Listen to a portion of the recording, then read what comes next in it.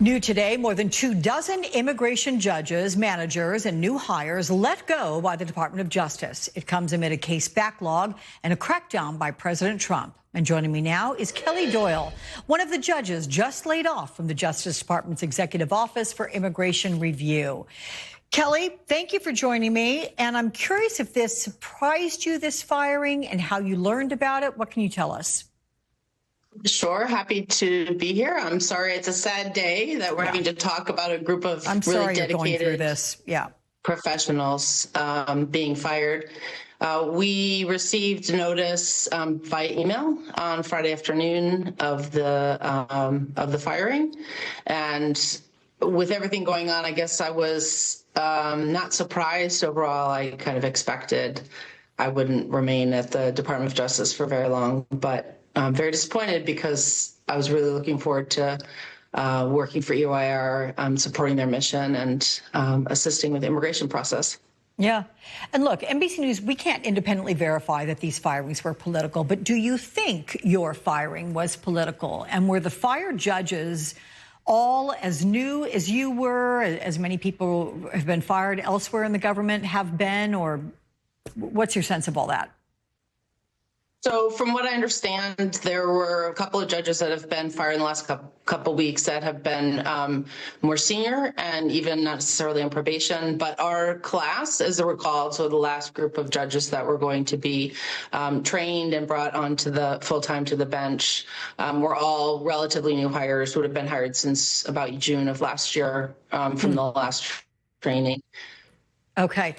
So here's the head-scratching part. I mean, a lot of it is, but one significant part. These layoffs are coming as the immigration backlog grows, with 3.6 million cases still waiting to be heard by a judge.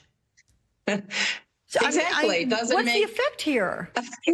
Doesn't make any sense. No. And people could say, oh, it's only a few people, but every single judge that's on that bench contributes to helping the system work more efficiently, give people Kelly, their due process in court. I've heard that some of these judges, I've heard, Carrie, that some of these judges can be 500 to 800 cases a year they'll deal with. So times that by, let's say, 10. Right. I mean, right there. Right. It's remarkable. So every little bit helps. Every little bit helps. And the amount of time and money, resources, energy that went into recruiting people, hiring them, bringing them on board. I mean, my process alone was 14 months from interview to onboarding.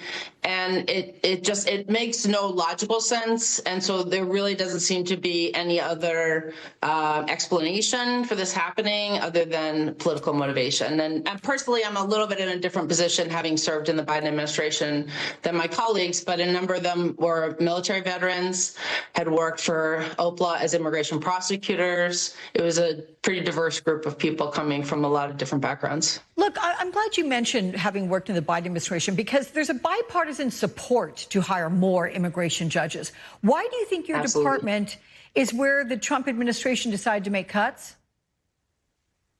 I can't get in their heads, honestly, Alex. I wish I knew, but that might be a great question for them, because as you pointed out, with the large number of cases in the backlog, and in the last Trump administration, they doubled the backlog in the immigration court. So with all of their enforcement, the numbers are just going to grow. So it really makes no sense to me whatsoever. So it's hard for me. I can't answer that question. Well, I'm sorry, Carrie Doyle, that you're going through this. I'm sorry you can't answer all the questions, but maybe we'll have you back to talk about it and get your perspective, because it's quite unique and it's important. So thank you. Have a good one. Get it. Thank you. Good luck. Next, we're talking to the author of this stunning article, How the Trumps Turned an Election Victory into a Cash Bonanza, right after this break.